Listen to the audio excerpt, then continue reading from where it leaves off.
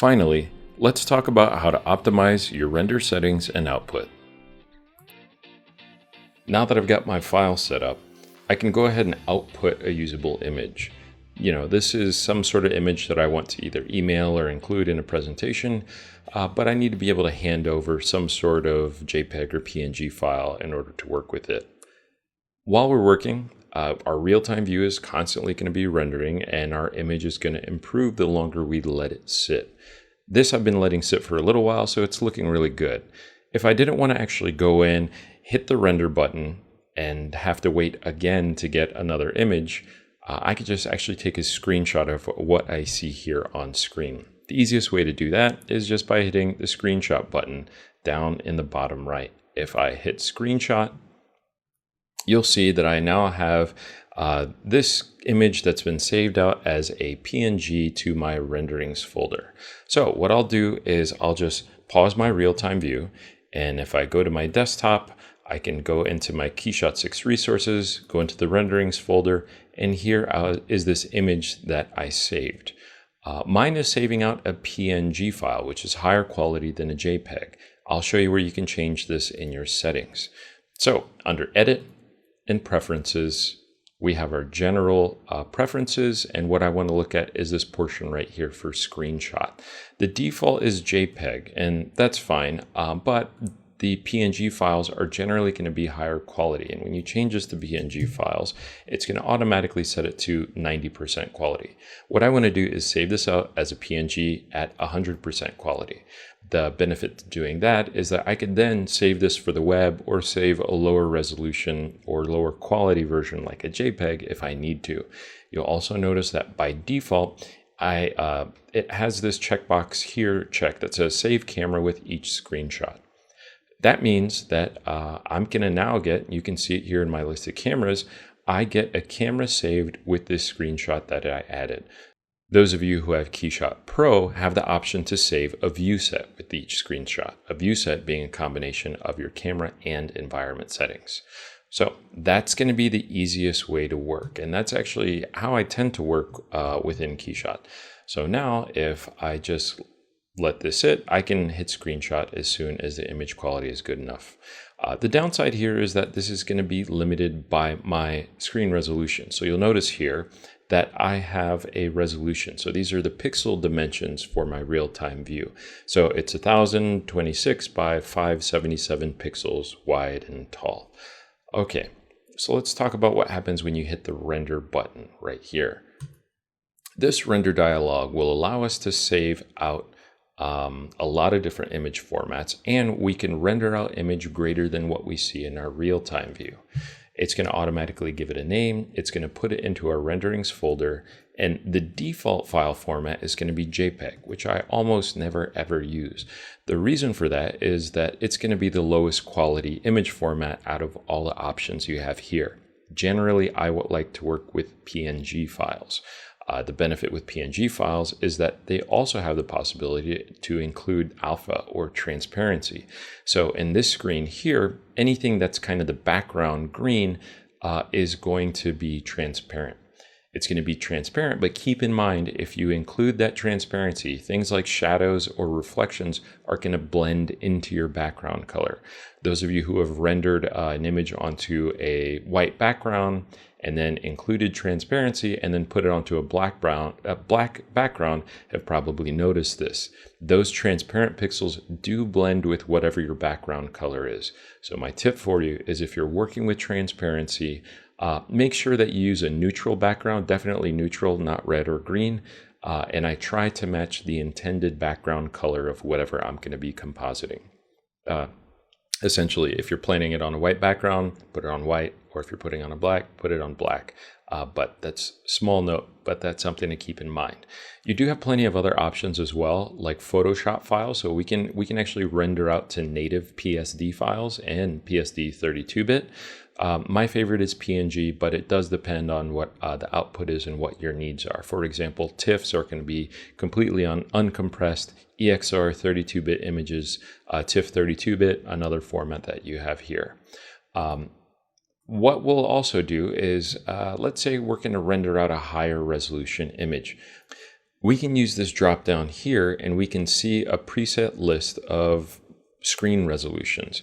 You'll notice that these are all 16 by 9 images, so like 1920 by 1080 or 2560 by 1440. What's important to keep in mind here with the aspect ratio is that this aspect ratio is being driven by the real-time view. So for example, if I type in 1920, I should see that jump to 1080. If I wanted to render out 1920 by 1200, and I try typing in 1200 right here, then hit tab, you'll notice that it changes my my first number to always keep that 16 by 9 aspect ratio. If you want to change that, what you have to do is go into your real-time view, hit the presets drop down, and this is where we can use some other aspect ratio. Let's say, for example, we wanted to do that. We wanted to render out at 1920 by 1200. Well, in this case, that's not going to fit my real-time view. I'll hit 1440 by 900, right? My real-time view, again, there is taking up more space than I have on screen. But now when I go to render, I can type in 1920, and there it is, 1920 by 1200. So it's important to keep in mind that that's going to be driven by our real-time view. So let's talk about, well, those of you who have Pro will have to get into passes at another time, but you can do render passes. You can render objects to separate layers using rendered layers. You also have the option, if you are exporting to a PSD file or Photoshop file, to actually add that to one big Photoshop file. So that's a benefit you do have there. Let's talk about the render options, because there are 3 different ways that we can render. Let's go to the options tab. So the mode, which is default, is using some number of your cores. I usually, for the sake of speed, you want the most number of cores, but for the sake of doing other work at the same time, I generally will free up 1 or 2 cores when I'm going to do even a final render. Let's talk about the quality settings, because there are 3 different ways to use the real-time render. And something to keep in mind is that the rendering engine that's powering our real-time view is the same one that's being used for max samples and max time. So that's very different. That means if I render with either one of these render options, it's going to give me a window and it's going to render everything all at the same time, just like the real-time view. The huge benefit you have there is that if you render using max samples or max time, I prefer max time, is that if I set a rendering to go for something like 5 minutes and I hit the render button, it's going to give me the same results that I'm seeing in my real-time view. The only thing you have to keep in mind is if I were going to render this, let's say at a higher resolution, 2560, something like this, and I go to options and I use max time, well then I may need to let it render for longer time. So I can type in something like 15 minutes.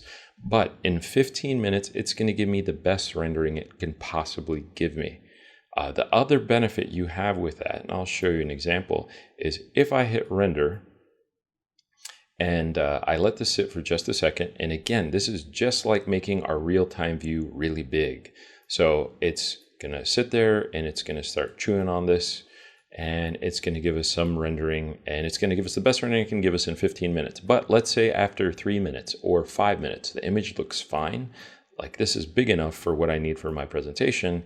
And the image quality looks okay. You always have the option to hit the little red X and save and stop. What that will do is it will save the image exactly where it is without actually having to wait the whole time. So in this case, if I hit continue, it'll keep on rendering, right? But again, if you hit the little red X and hit save and stop, it saves it out right where it was. So that's one benefit to using max time. I also like knowing exactly how long each rendering is going to take. Advanced control, you have a lot more control over all of your specific render settings. The downside is you don't have any control over the time. That's the variable that's different with advanced control. You can guarantee the results every time, but you can't guarantee how long it's going to take. Max time and max samples, the variables here are quality. The longer you let it sit, the better it's going to look. So max time is easy to visualize. It's just letting this image sit there in a giant real-time view for an X amount of time. So what are maximum samples? If I enable that, this gives me a slider to control the number of on-screen samples. So what the heck is a sample? A sample is a number of times that light bounces around in our KeyShot scene, hits some sort of material or the background or a ground plane, comes back in and hits a pixel. That's one sample. The more samples you get, the more accurate the quality is going to be. So the more samples you have, or the more samples you allow, that means it's going to be a better rendering. Simplified, but that's essentially what we're doing. But what it's also doing is it's just letting this real-time view sit here for a little bit longer. A good way to see how long your rendering has been sitting is if I go up to view or hit the H key on my keyboard. This brings up the heads up display, and this will tell me how long it's been rendering. So in this case, this rendering has been sitting here for just under 5 minutes and it looks pretty good.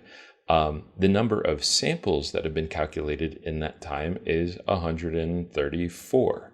Right? So these are not the same numbers, but they will give you a good estimate of what the quality is going to be when you actually render this.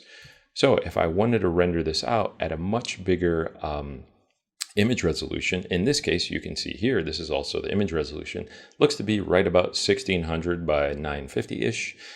Then what I could do is say, okay, if I need, let's say, twice the number of pixels, so let's say 3000 by 1875, that's actually 4 times the number of pixels. So the image is twice as big, so it needs 4 times the number of pixels. And that means I set it to 20 minutes, 4 times the number of times, if I want to get the same kind of results. But again, the benefit here being once I hit render, then I can stop it whenever it looks good. But that's how we can judge it, right? Using max time or max samples, really similar. Here under samples, I can see that at 167, this looks great. So that's what I can set the samples to. But I know from experience, that's a pretty high sample value. Usually with 32 or 64, it'll look okay. But again, what we could do, we can kind of shake our camera, right? Or go back to our camera tab.